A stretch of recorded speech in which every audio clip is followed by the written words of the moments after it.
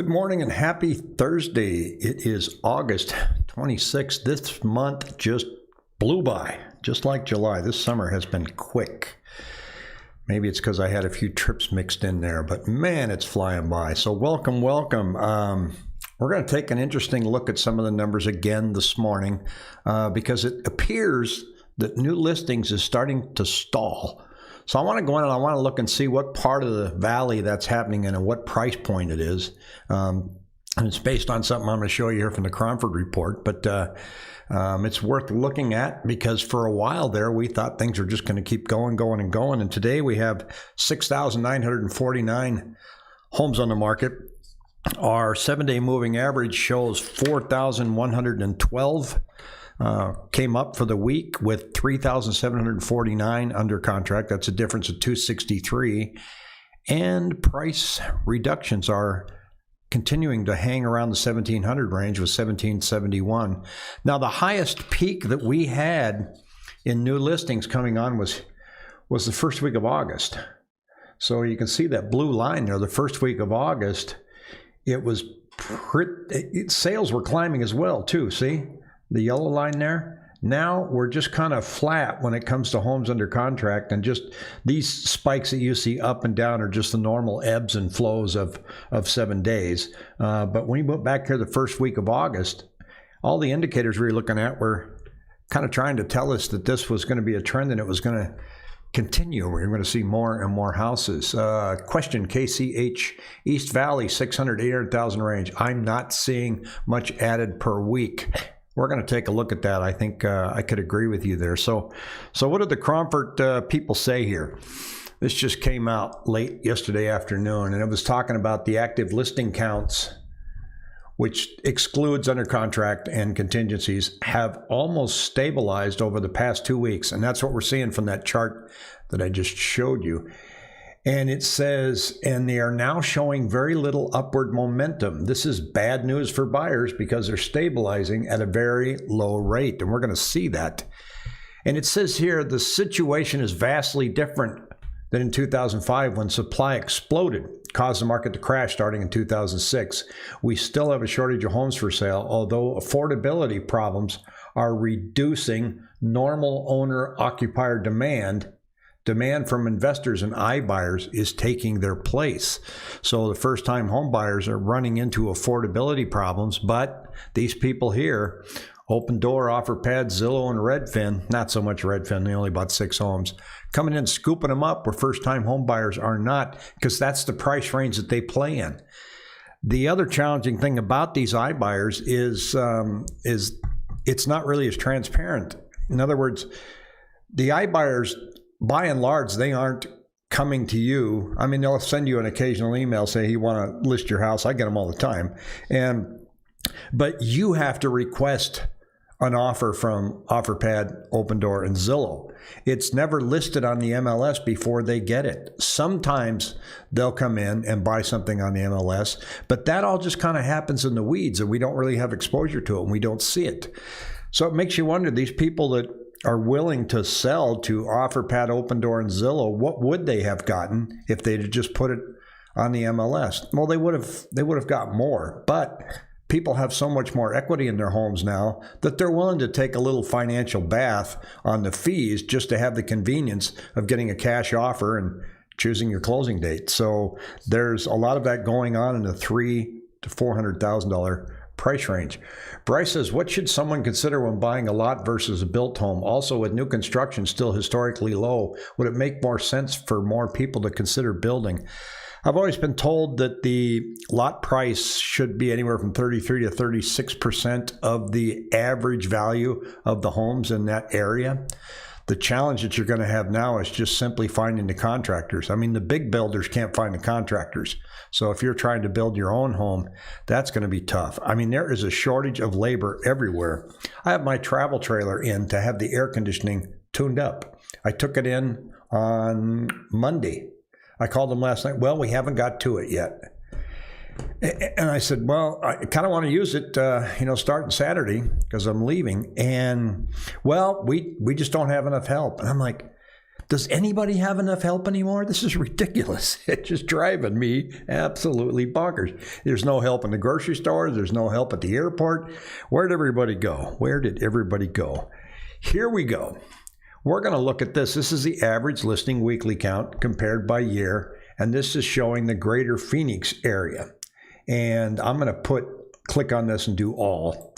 So, because we're going to try to see what's going on. I found a few interesting things. So, at this point down here, we thought for sure it was just going to keep rocketing up. And we're stalled. See this? 1, 2, 3. So, 65, 67, 67. We're stalled. We haven't hit 2020 levels, but we have in some cities.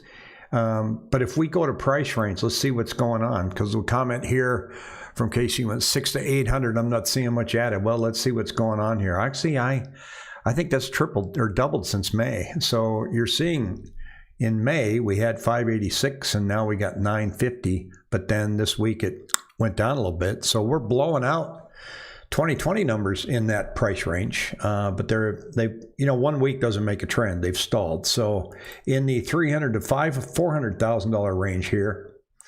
And I did have a request to look at Surprise in Peoria yesterday. And if you have any particular requests for any cities, email me or just let me know in the live chat and I'll dive right into it for you. 300,000 to 400,000, you can see we haven't hit the 2020 levels. And this is kind of going up at a steady rate of not more than 20 homes a week. But it's going to have a hard time climbing anyway because that price range is evaporating. 400 to 500,000. Let's see what's going on there. And we did a little bit of this yesterday. It's way up. Okay, so that's an active price range. This is the price range, though, where Zillow, OfferPad, and Open Door. Let's see what price range they were playing in here. And homes purchased, median price 427, 387, 424. So they're playing in the low fours there, and so they're trying to scoop some of those up. Now, if I go to all here, and I kind of did this before I got on this morning, and I looked and I said, well, where is the city that's really seeing a stall? And it's Greater Phoenix. Look at that. See, we're just flat. We're right with 2020 levels. We weren't coming up that much in Phoenix anyway, but we kind of stalled. And if you go to Gilbert, let me remove Phoenix here before I go to Gilbert and take a look at what's going on in that neighborhood. You can see that Gilbert was really spiked up here, and it's continuing to climb in inventory, but slowly, so it's not stalling out. Where I really notice an impact, but it's a small number, is in the over 55 communities. So I'm going to pick Rio Verde, Sun City, and Sun City West, and Sun Lakes. And check this out. They're still way down here. They're not even approaching the 2020 levels. So the over 55 communities, there's no listings coming on. So if you're thinking of selling in that community, now's the time to do it because there's nothing there. I mean, you look at 2020, we had 367 on the first week of September and 381, and we're down here at 222 in those 4 communities. So we are seeing a slight stall in new listings, and it's hard to say if it's seasonal because it's kind of happening nationally. It's happening more here for us. We have the Cromford Market Index. If we want to take a look at that, that's a leading indicator, and it shows Phoenix is going down, right? And remember, Gilbert was just plummeting, and I said we'll probably be at a balanced market by September based on their trend.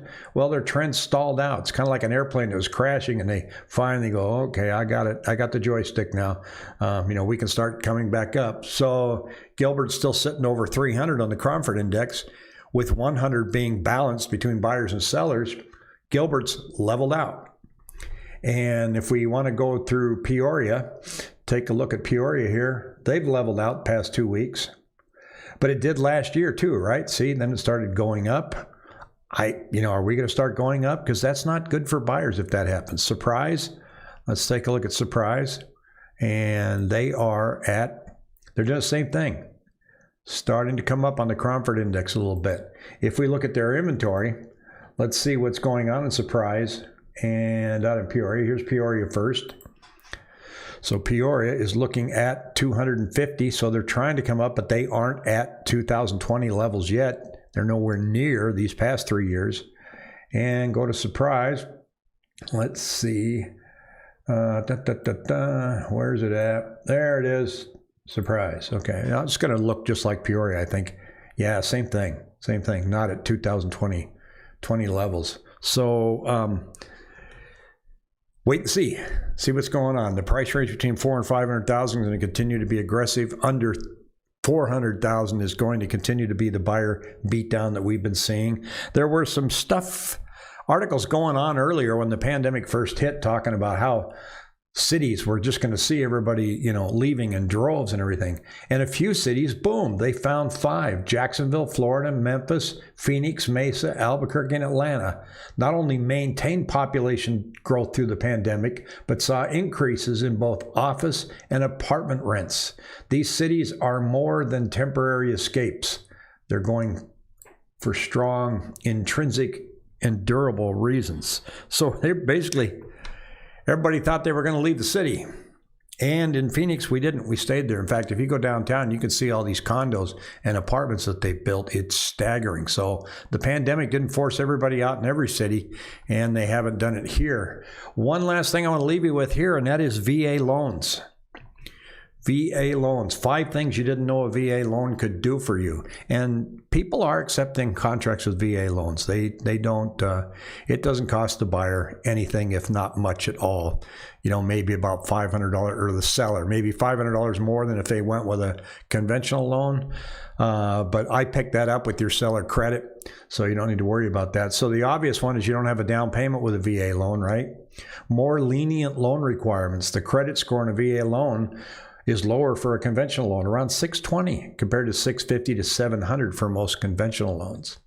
The rates are good too, folks. No mortgage insurance. You don't have that. Limited closing costs.